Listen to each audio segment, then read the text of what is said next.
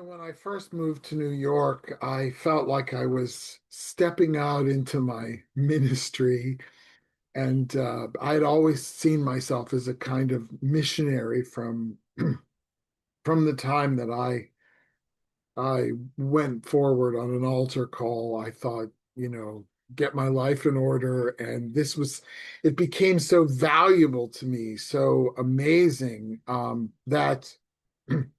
I really felt that I would end up in the mission field. And so there was a time when doing what I considered the work of God took on several different tones, shall we say. I stood once, I moved to New York City. I was teaching at City University of New York, and and eventually, like within a year, then assistant pastoring a church in the Bronx. But this, I stood at one point. There was a woman who used to preach, and she had this little setup at Times Square. And if you were a Christian and you had basically the recommendation of someone that she knew, she'd hand the microphone to you. It was your turn. And yes, I stood at Times Square and I preached. I evangelized. I spread the word. And in contrast to that, I found that the most effective work that I did wasn't that. It was meeting someone exactly where they were and listening, first of all, and just sharing. I wasn't trying to get anybody. You know what I mean? Like there was this whole thing about every time you lead someone in prayer, you know how many people have been led in that prayer and then just forgot about it, just walked away from it. So it's not about getting someone to pray that prayer, or it's about sharing a beautiful thing. And the reason I'm bringing this up is because so many people are vocal about their faith, and yet they give little to no consideration to how they're coming off to people around them. So there was a story where Jesus was at Matthew's house, and Matthew was a tax collector. People hated tax collectors, by the way, because tax collectors had sold out their Jewishness to Rome. And so they were collecting the taxes. And the Bible says I think it's Matthew, um, it's Matthew 9. I always, the verses, I always have to look at. So Matthew 9. And so these religious leaders, they're looking at Jesus and his disciples, and it's like, hey, what are you guys doing here with all these sinners? And Jesus overheard this conversation, and he said something along the lines, I'm paraphrasing, the sick do not need doctors. And we think that what he was saying at the time was all of these sinners and tax collectors need us here. We need to save these people. I'm laughing now because I know what's coming. I don't think that's what he meant. I think when those religious people came up to them and said, "You shouldn't be here with these sinners," he was pointing out to them that they didn't even know that they were sick.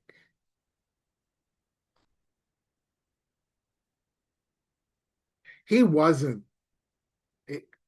he, he wasn't saying, look, these tax collectors and sinners, uh, who knows what kind of sins we're talking about. You can imagine.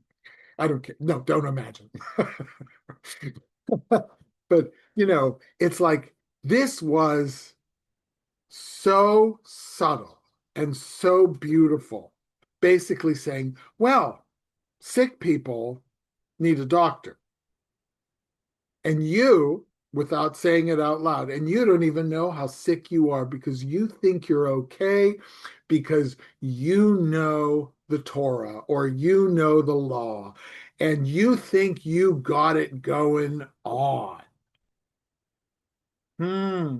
Oh, I love that. I just absolutely love that. And so let's talk a little bit about that. Like I learned this firsthand. This showy business of hellfire, brimstone. I don't remember what I said when I was holding that microphone, in Times Square. Oh my gosh. But I mean, it was all about you need, turn or burn, turn or burn.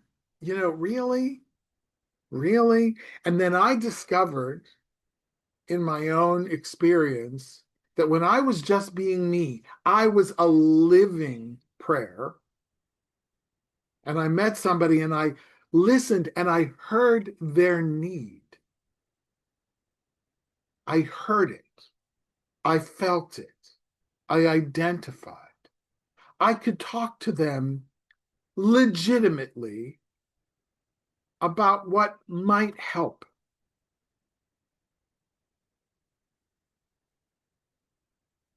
All right. And, I think it's very interesting that in Matthew 6, Jesus basically said, when you pray, go into your closet and do it privately.